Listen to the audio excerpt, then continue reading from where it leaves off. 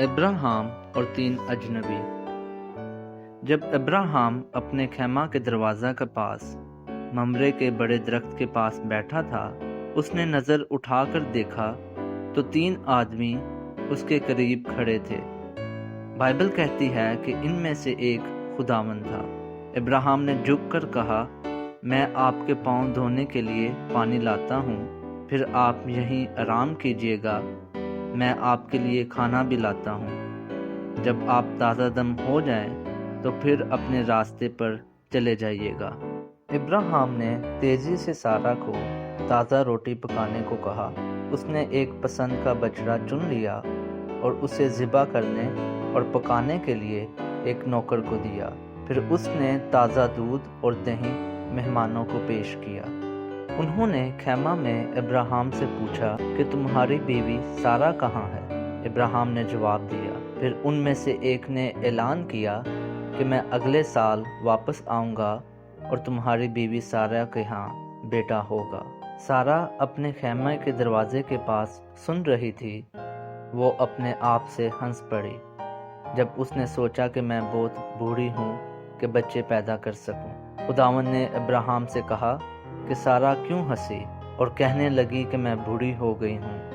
کیا خدا کے لیے کچھ بھی مشکل ہے؟ میں اگلے سال مقررہ وقت پر واپس آؤں گا اور سارہ کے ہاں بیٹا ہوگا۔ سارہ ڈر گئی اور جھوٹ بولا، کہا کہ میں نہیں ہنسی، لیکن خدا نے جواب دیا کہ ہاں تم ہنسی۔ وہ آدمی جانے کے لیے اٹھے اور ابراہیم ان کے ساتھ ساتھ چلتے ہوئے باہر تک گیا۔ خداوند نے کہا، کیا میں ابراہیم سے چھپاؤں جو میں کرنے والا ہوں؟ ابراہیم کی اولاد ایک عظیم اور طاقتور قوم بن جائے گی اور زمین پر تمام قومیں اس کے وسیلہ سے برکت پائیں گی۔ میں نے اسے چن لیا ہے اور خداوند ان تمام وعدوں کو جو ابراہیم سے کیے پورا کرے گا۔ ان آدمیوں نے نیچے سدوم کے شہر کی طرف دیکھا اور خدا نے کہا کہ سدوم اور عمورہ کے لوگ بہت نافرمان ہیں۔ میں نیچے جاؤں گا اور دیکھوں گا کہ وہ کتنے گناہ گار ہو گئے ہیں۔ 2 آدمی سدوم کی طرف چلنے لگے۔ ابراہیم فکر مند تھا کیونکہ وہ جانتا تھا کہ اس کا بھتیجا لوط اور اس کا خاندان سدوم میں ہے۔ ابراہیم خدا کے ساتھ کھڑا رہا۔ ابراہیم نے خدا سے درخواست کی کہ اگر اس شہر میں 50 لوگ نیک ہوں تو کیا تو پھر بھی اسے چھوڑ دے گا؟ خدا نے جواب دیا کہ اگر اس شہر میں 50 نیک لوگ ہوں گے تو میں ان کی خاطر پورے شہر کو چھوڑ دوں گا۔ پھر ابراہیم نے کہا کہ اگر اس شہر میں 45 راست باز ہوں تو کیا تو اس شہر کو پھر بھی برباد نہ کرے گا؟ خدا نے پھر جواب دیا کہ اگر 45 راست باز بھی ہوں گے تو میں اس شہر کو برباد نہیں کروں گا۔